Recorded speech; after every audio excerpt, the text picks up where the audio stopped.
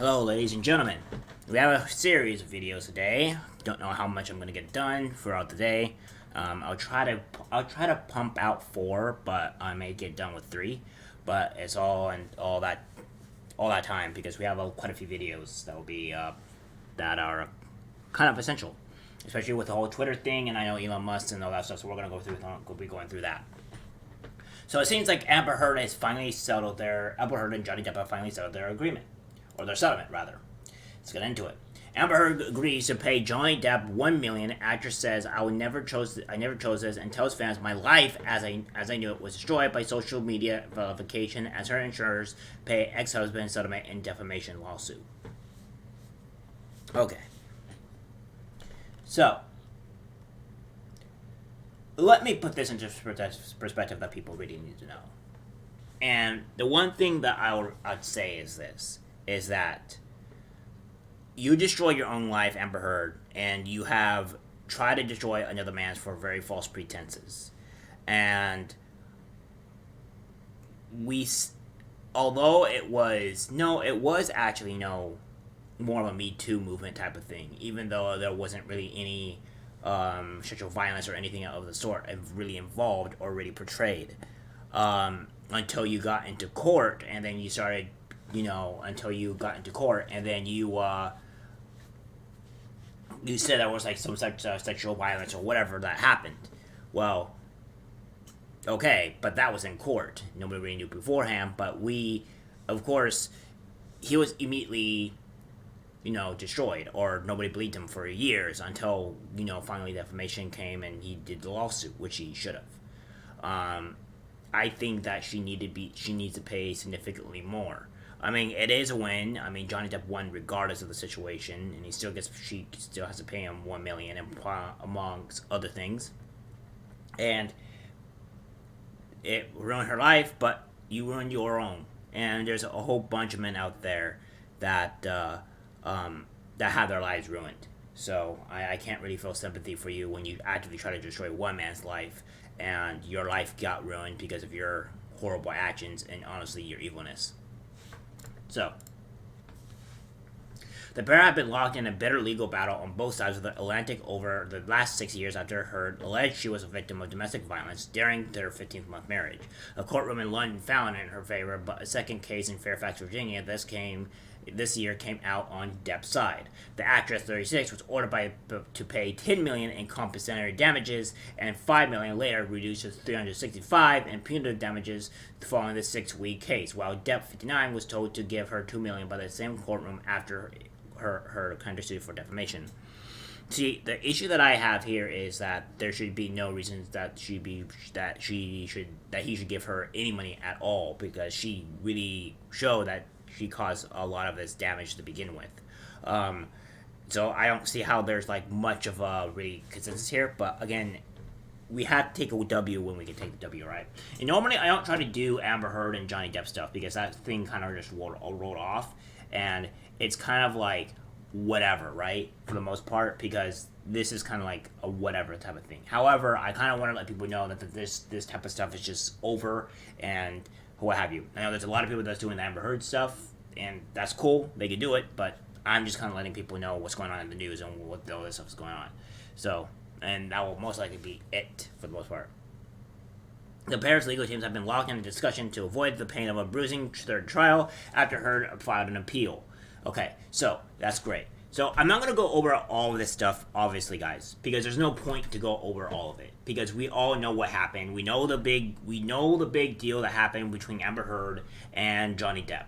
There's not much to really talk about here. So I'm going to talk about what she said, what went on, and end it there.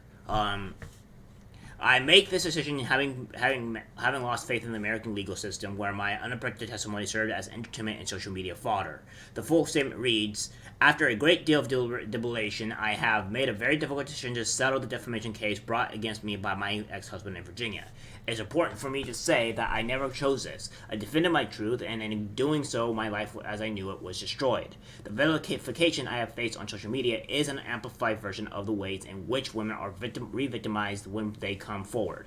Now I finally have an opportunity to emancipate myself from something I intended to leave over 6 years ago and on terms I can agree to.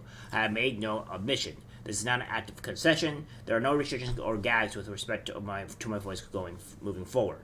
I made this decision having lost faith. Oh, okay, well, that's already my apologies. When I stood before a judge in the UK, I was vindicated by a robust, impartial, and fair system where I was protected from having to give the worst moments of my testimony in front of the world's media, and where the court found that I was subjected to domestic and sexual violence. Okay, so the thing is with the UK trial was it seemed to be very horribly corrupted. The judge had a lot of ties to the Sun article, among other things. So that in particular seemed to be very corrupt. In the U.S., however, I exhausted almost all my resources in advance of and during a trial in which I was subjected to a courtroom in which abundant direct evidence that corroborated my testimony was excluded, in which popularity and power mattered more than reason and due process. That is also incorrect. Both of you got to show both your guys' sides. You had a case of, I want to say 5 or 6 jurors. Actually, it might have been 12 jurors, some of them that you think about it.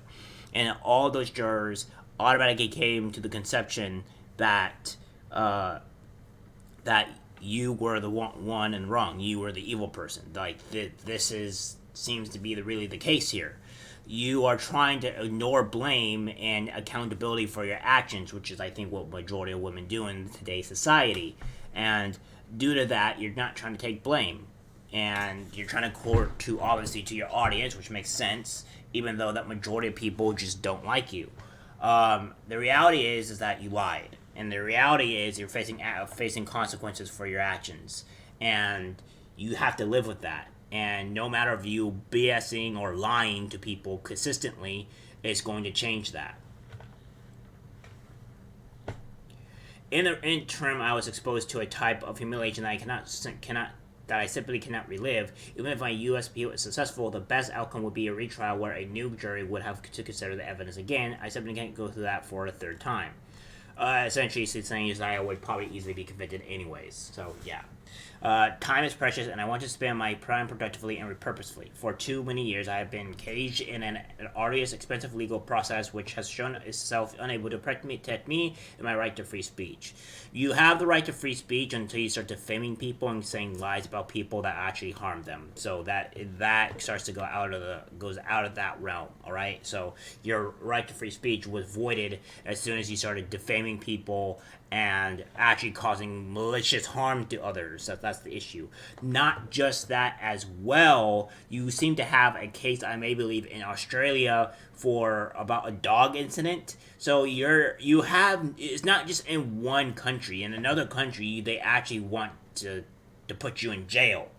So, I mean, if you go back to that country, you would most likely be put in jail. So, I don't think that you're being very truthful here, which is not surprising to a person like you. I cannot afford to risk an impossible bill, one that is not just financial, but also psychological, physical, and emotional.